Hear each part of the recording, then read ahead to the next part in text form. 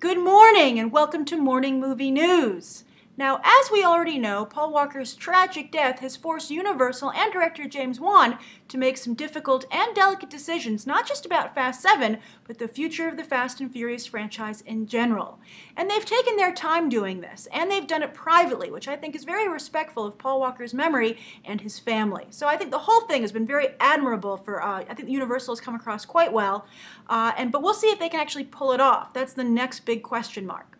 Now, the first decision they had to make was to push the release date. They were going to open in 2014. I think that they would have been a huge contender here. I think they would have liked to have stayed in the 2014 schedule because it's much less competitive than 2015. But at the end of the day, they felt they just didn't have enough time to rework the film properly, which I really, as I said, admire. So they've moved to 2015, and I think they will still be a huge contender there. Unfortunately, due to Paul Walker's death, I think it's going to have a Heath Ledger-like effect on this film, which is going to really make it a must-see for fans and make it a lot more, probably the most emotional entry yet of the franchise. And I think that's because of the way they've decided to handle Paul Walker's death, but they finally decided, and Brian O'Connor as a character in the franchise. And that's the news that came out this weekend, that they finally did make that decision. Now, of course, they could have killed him off in the franchise. They could have recast the role. They could have decided to just write him out and not have him in it at all. But right after Paul Walker's death, because it was necessary because they were in the middle of production, James Wan, the executive at Universal in charge of the Fast and Furious franchise, and their screenwriter all sat down and looked at all the footage they'd already shot with Paul Walker. Now, fortunately for the film, they were doing all the talking scenes first because James Wan is new to the action genre and they wanted to ease him into it. So they shot all the talking scenes and they were going to largely do the action stuff after this Thanksgiving break when Paul Walker died. So they went over all that footage and they've decided they're going to just tweak the script, take what they have, and basically allow Brian O'Connor to live on in the franchise. He will not be killed off, he will not be recast, but he will kind of be written out. Written off, I guess is the better way to say it, which is really great because that will allow Paul Walker to literally drive off into the sunset. And I think that's a very touching decision. And it almost, I guess there could be something, there's a lesson here maybe if they had killed the character off about the dangers of the kind of driving that's done in this franchise and the kind of cars that literally killed Paul Walker himself in reality. But when you think about it, I think Paul Walker's death itself teaches that, and it wouldn't be appropriate to do that here. And also, I don't think any actor wants to be responsible for Paul Walker's, on-camera death, because it creates too much of a similarity to his actually dying. So who wants that on their shoulders? I think Jason Statham, even though he's the villain, would be like, I'm not killing Paul Walker. So I think this is a great idea. It allows Paul Walker in a way to live on. It's almost like he's going to disappear, and we can all think of him living a nice life with his Jordana Brewster's character and their child, in the Fast and Furious cinematic universe. And I know we don't use that term a lot for non-comic book movies, but I think here it's very applicable. I think it does have its own universe, and I think it's very touching. I think it's a great idea. Of course, it's easy to come up with or to think you can do it, but let's see if they can actually pull it off.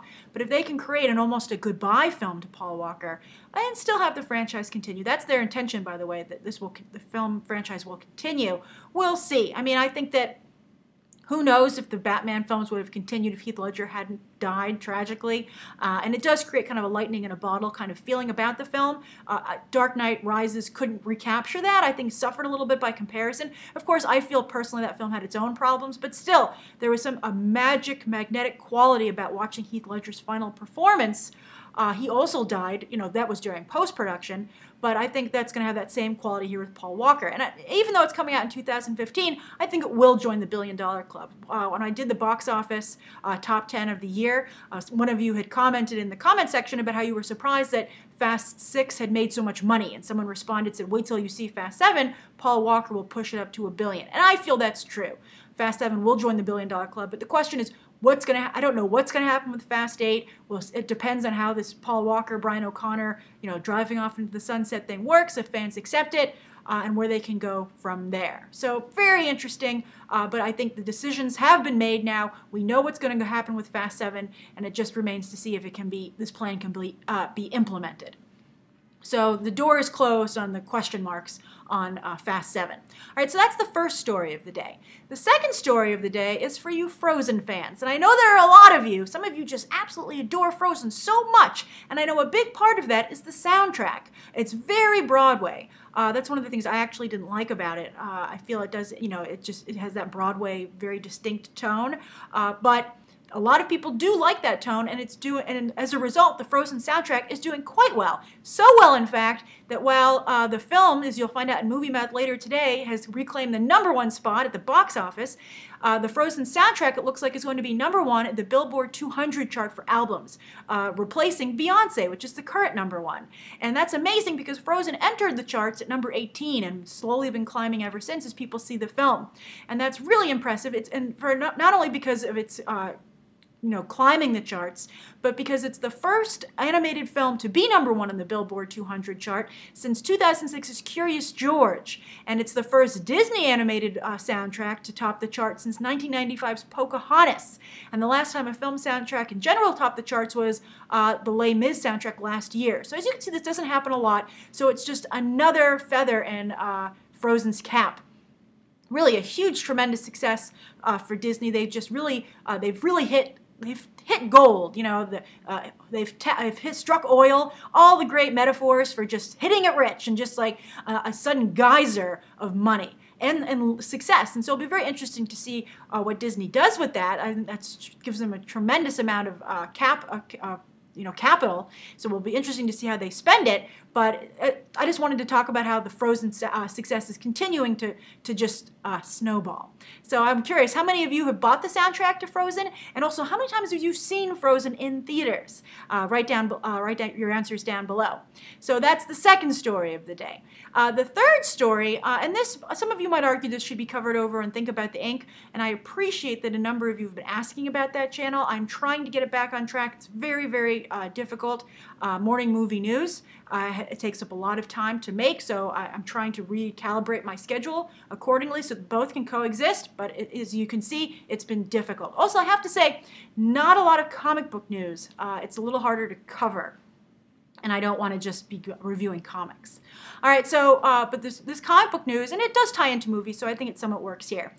A big story broke over the weekend, and actually a letter went out from Dark Horse, an email actually, I guess, the new technological age, but it was a letter via email. I got it, a lot of press got it, then it was dispersed all around, and I'm sure you might have seen this story, and that's that Disney, through Lucasfilm, let Dark Horse know, Dark Horse Comics, that they would be taking back the Star Wars license, which is really an end of an era for Dark Horse because the Star Wars comics, not only did they succeed in making good ones, but it was really a cornerstone of their business. So I mean, that's one question, what it will do to Dark Horse as a publisher. But they're going to be losing all their Star Wars titles in 2015. Why? Because obviously that's the year that Star Wars Episode 7 comes out, and I think that Disney feels, hey, if we're going to sell a lot of comics based on this, we want them over at Marvel. Now the big question is, and that's where they're taking them. They've told Dark Horse, they said, we own a comic book publisher, they're going to publish the Star Wars comics starting in 2015. But will they? As some people have been pointing out, they took back the Disney license and the Muppets license from Boom Studios when they first purchased Marvel, and they did nothing with it. Well, Boom was quite prolific. They wrote, I contributed to that, Muppet Peter Pan. They did a lot of Muppet titles, they did Pixar titles, they did Disney characters, they did reprints of a lot of Don Rosa material, great hardcover editions that were coming out. Boom put out a ton of content, and it really re-energized the company and was one of the stepping stones to how successful Boom is today, with a very lucrative deal with 20th Century Fox, actually. So that was a huge stepping point for Boom Studios, but they unfortunately lost that to Marvel because, again, Disney wanted to put everything under their own roof. It's really, they're becoming the Death Star almost of creativity with their projects. But Marvel, of course, is already overtaxed. They have a ton of their own product coming out. They have to feed the Marvel Cinematic Universe. So I don't know if they have a lot of room to do anything with Star Wars. So the question is, are they just going to sit on the license like they do with the Disney license? They don't put anything out. I think, in fact, they just really reprinted some of the Boom stories under the Marvel imprint. So I think people are very concerned about that. And also, I will say on a side note, there was some great opportunity for work for certain people. The Boom stuff with I was an up-and-coming comic book writer at that point. It was crucial to get that gig.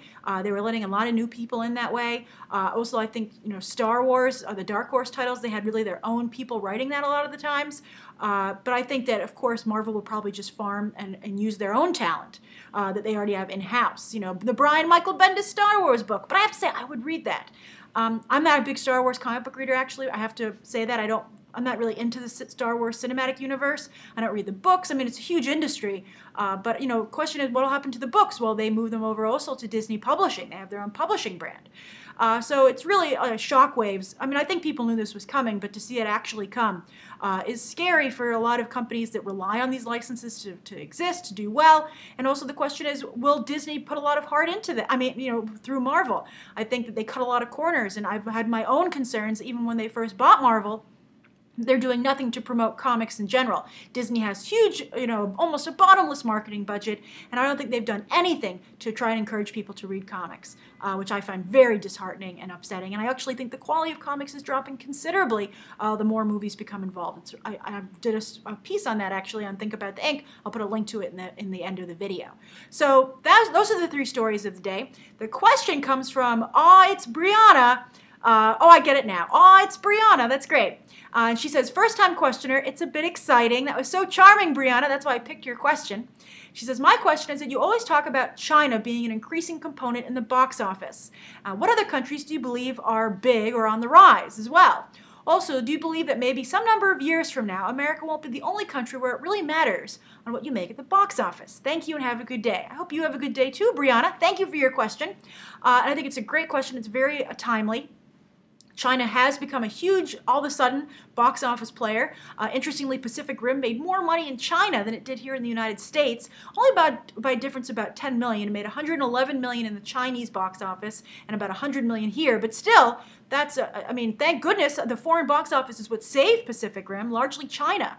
And James Cameron is tapping into that with his upcoming Avatar films. He's going to heavily incorporate Chinese characters. He's going to shoot in China because he believes that's the future of box office. And of course, James Cameron knows this stuff. He's not only a really good technological filmmaker, but I think he really knows what audiences want to see, as evidenced by Avatar and Titanic. I know a lot of us like to make fun of it and kind of question sometimes their quality, and they're a little hokey, but I'll be damned if he doesn't seem to know the recipe to audiences' hearts. He's a very, very savvy filmmaker. And so if you can see, if he spotted that China is on the rise, you know that it is. Also, the other films to watch as far as China's importance to Hollywood are Transformers 4. Huge Chinese components to that. It has Chinese actors. It takes place largely in Hong Kong, even if some of that is Chicago as Hong Kong.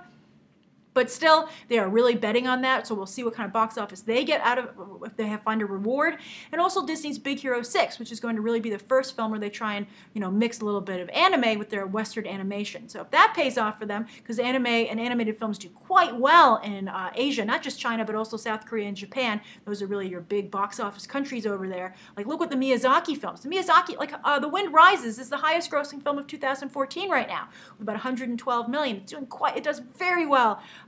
Animation that appeals to Asian audiences can make a ton of money. So if Big Hero 6 can tap into that, that could be a whole other revenue stream for Disney Animation. So look to those 2 films, Transformers 4. Pacific Rim was a big movie this year, but also Transformers 4 and Big Hero 6 in 2014. That'll be a big turning point in how much influence China has on Hollywood. But as for your question as to other countries, nobody's really as close to China right now. China is the one that really opened this door because they are almost on par so quickly with the U.S. box office. And as I discussed in Morning Movie News last week, the Chinese box office is just growing by leaps and bounds. But the other countries that are doing pretty well are Russia. Russia is considered as becoming a big player. And for instance, the first original last act of World War Z took place in Russia to try and appeal to Russian audiences. They had to scrap it because they decided it wasn't very good, but still you can see that kind of being in effect there. So Russia is big. As I said, South Korea and Japan also very big. And then also Also Mexico and which was the other one? UK. The UK does very well. I got these off of Iron Man 3's box office performances overseas. These were the countries where they did the best. None of them really come close, as I said, to China, but still, they're getting about 40 million in the 40 million range from these countries, which are big chunks. So Russia, the whole Asian continent is big. South Korea and Japan also, but China is the big one. And then also Mexico and the UK. Although the UK is really up and down. Sometimes their box office just does not deliver at all. I know they were a big underperformer for Saving Mr. Banks, and I think Disney had hoped to do very well at that because of the Mary Poppins tie-in. But, you know, I think the big thing in China, I think, Brianna, which is a big deal, is that they are a movie-going, you know, country. They like to go to the movies. I'll never forget I went on a visit to Paris, and there just weren't even a lot of movie posters. Going to movies wasn't a big part of people's lives. So that kind of social aspect has to change for those countries to be competitive. But in China, people like to go to the movies, and that's why you're seeing them having a big effect on Hollywood. And if anybody likes to go to the movies, Hollywood wants to provide them with a choice. So that's today's morning movie news. Thank you for your question, Brianna. I hope you enjoyed the answer. And please write down below what you think of today's top 3 stories, and anything you'd like to see answered tomorrow, and anything you'd like to see covered tomorrow. Thanks for watching. Bye.